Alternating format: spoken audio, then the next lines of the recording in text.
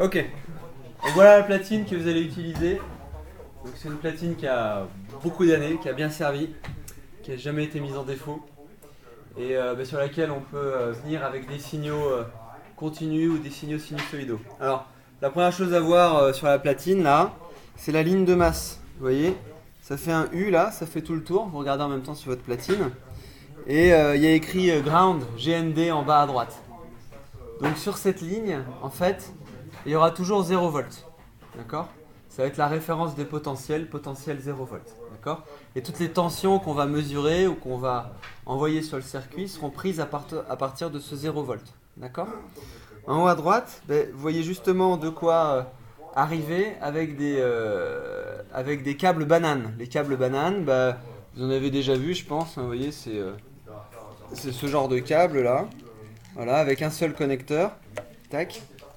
Et vous avez différentes couleurs. Alors, attention, hein, ça a quand même une importance. Vous voyez, il y a 3 couleurs. Hein. Donc, évidemment, sur le noir, ça va être du 0 volt. Ça va être la masse qu'on va connecter. Hein. Et puis, en rouge, on mettra uniquement des tensions continues positives. Et en bleu, des tensions continues négatives. D'accord ? Il ne faut pas venir là-dessus avec des signaux alternatifs. Donc, à la fois positifs et négatifs, vous savez ? Parce qu'en fait, derrière ces connecteurs, vous pouvez regarder, hein, vous avez en fait des composants dont une diode. Donc si on vient avec un signal alternatif sur les entrées bleues et rouges, on va faire du redressement. C'est pas ce qu'on cherche. D'accord ? Donc encore une fois, vous voyez d'ailleurs, juste à côté du machin rouge, là, de l'entrée rouge, V+, c'est les tensions positives. Vous voyez, c'est un grand V en plus, hein, donc on respecte bien la convention. Et V-. Ok, alors vous voyez en transparence toutes les pistes. Hein. J'attire votre attention quand même sur les connecteurs BNC. Vous voyez, il y en a 8, 4 de chaque côté. Alors, un connecteur BNC, ça va avec ce genre de câble là. Viens ici, voilà. Alors, est-ce que quelqu'un en a déjà vu? Vous voyez ce genre de câble ici. Voilà. Ouais, hein. Donc c'est un câble 2 en 1. C'est-à-dire vous avez qu'un câble, vous avez 2 connecteurs. C'est-à-dire qu'à l'extérieur, vous avez une partie métallique qui permet de connecter. Et en général, ça c'est connecté à la masse, donc au 0 volt. Et à l'intérieur, vous avez ce qu'on appelle l'âme du câble. Et c'est là qu'il y aura les potentiels non nuls, positifs ou négatifs. Donc c'est avec ces câbles-là, en général, qu'on va envoyer les signaux sinusoïdaux alternatifs. D'accord ? Avec un offset ou pas d'ailleurs. Et vous voyez que quand je me connecte ici avec un BNC, eh bien en fait, je fais 2 connexions directement. C'est-à-dire que à la fois, il y a l'âme du câble, les potentiels non nuls qui sont connectés au centre, et le tour du connecteur là, métallique est déjà connecté à la masse.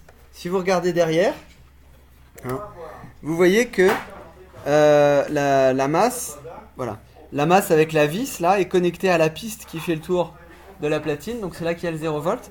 Et si vous regardez d'ailleurs, l'âme donc du câble, la partie centrale est connectée à la petite piste horizontale juste à côté, vous voyez ? Ça veut dire que à chaque fois que j'arrive avec un signal sinusoïdal, eh bien quand je mets le BNC, j'ai déjà la masse de connecté et j'ai le potentiel non nul qui est connecté à la ligne qui est juste à côté. Donc ça va être extrêmement utile dès qu'on va faire un montage où il y aura des signaux sinusoïdaux, etc. D'accord ? Alors, en fait, rapidement, vous allez utiliser beaucoup de connexions. Ça va vite être un plat de nouilles. Hein. Mais essayez de rationaliser. Alors, juste une petite chose quand même. Les composants, évidemment. Hop. Donc, vous avez tous une petite boîte de composants qui vous servira pour le SE1. Dedans, vous avez des résistances. Hein, voilà. Vous avez aussi une diode, ça vous servira aujourd'hui. Voilà. Condensateur, c'est les petits pavés jaunes ou bleus. D'accord. Il y a aussi un amplificateur opérationnel. Hein. Donc le petit monsieur à 8 pattes là. C'est un TL081 à manipuler avec soin. Voilà, c'est ce que vous avez principalement.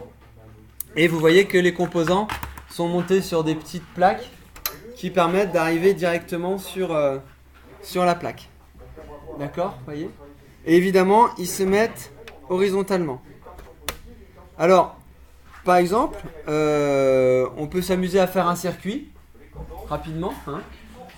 On imagine que je veux arriver avec une tension sinusoïdale sur ma platine et alimenter une résistance. D'accord ?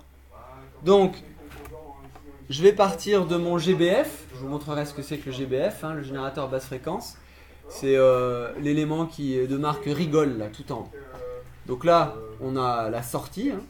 On arrive avec le BNC à un endroit sur la platine. Dès que j'ai connecté mon BNC, en fait, j'ai déjà le 0 volt et la tension. D'accord ? Ensuite, donc le potentiel non nul est relié juste à gauche, là. Donc je peux mettre mon composant. D'accord ? La masse, elle est déjà reliée au générateur, pardon. Donc il ne me reste plus qu'à rejoindre cette patte de la résistance, à la rejoindre à la masse ici, avec par exemple un petit fil comme cela. Voilà.